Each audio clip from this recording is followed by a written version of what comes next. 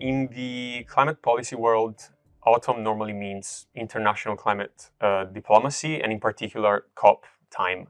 So what does the EU hope to achieve at COP30 in Brazil in November, in a nutshell? Well, I think that most people would agree that we are living quite extraordinary times in terms of geopolitics, and perhaps the most important achievement of the next COP will be to reinforce the collective commitment to multilateral climate action, so that we can all agree that we are faithful to the Paris Agreement, and that we are committed to striving towards a global warming that does not exceed 1.5 degrees Celsius. It sounded like a natural thing, but in these days, I think that reinforcement in itself is important. Going on, from the European perspective, I would maybe highlight three things. One is the new generation of climate commitments, so-called nationally determined contributions, are due to be submitted before the COP, and they will show us how far we are from the 1.5 degree temperature target of the Paris Agreement. So far, we are over 2 degrees Celsius, which is a lot, and we want to see and also to contribute as the EU to reducing that gap.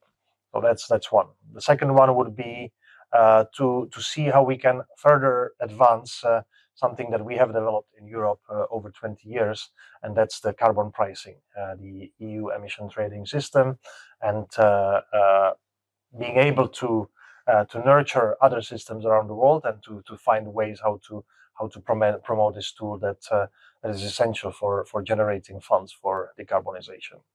And the third point relates to that.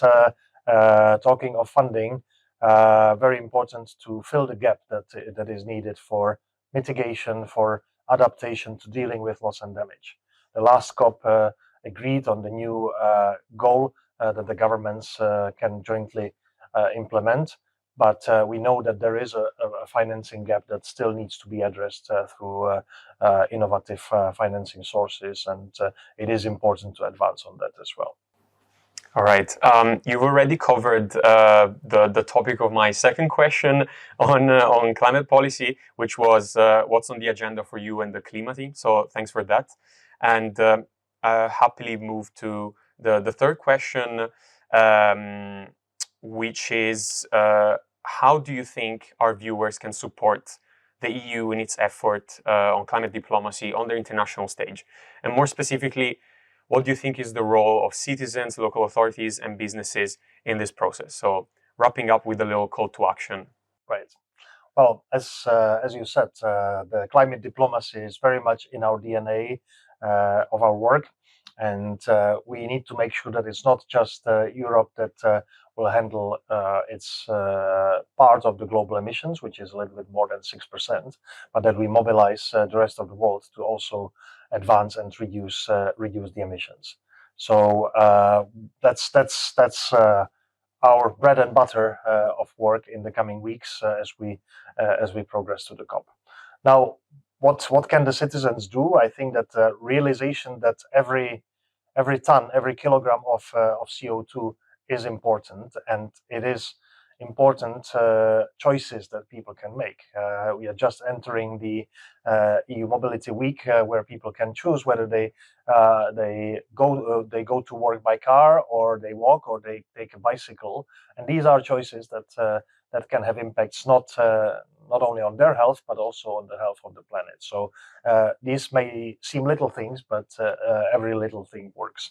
And then understanding also the narratives that we are seeing around ourselves, the headlines in the media, the political messages that we are hearing about whether the climate change is a serious problem, who should take action and who should not. Understanding that, not jumping on many pieces of disinformation or misinformation, making everyone's conclusions based on what they see, how they see the scientific advice, and how they can understand how it all relates. And this is again not a question of whether Europe will deal with its 6% but also whether we can collectively take the effort, because in the end of the day, the climate action is not about protecting planet or nature, no, not only, because nature will survive and will adapt. But this is a people's agenda, and as people, it will be very difficult for us to live on a planet that will be warmer 3, 4, 5 degrees. And we see in Europe that we are warming up about twice as much as the global average. So if the globe will warm up by 1.5 degrees, we need to get prepared for a 3-degree world. And this is another part of our work, to see how we can get better prepared and more resilient.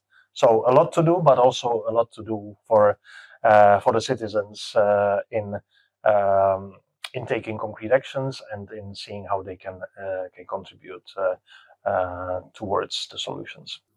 Thank you, Jan. That's it for today's episode of Emission Impossible. I would like to thank you for being with us, sharing your insights. It's really been a pleasure. So thank you. Thank you very much.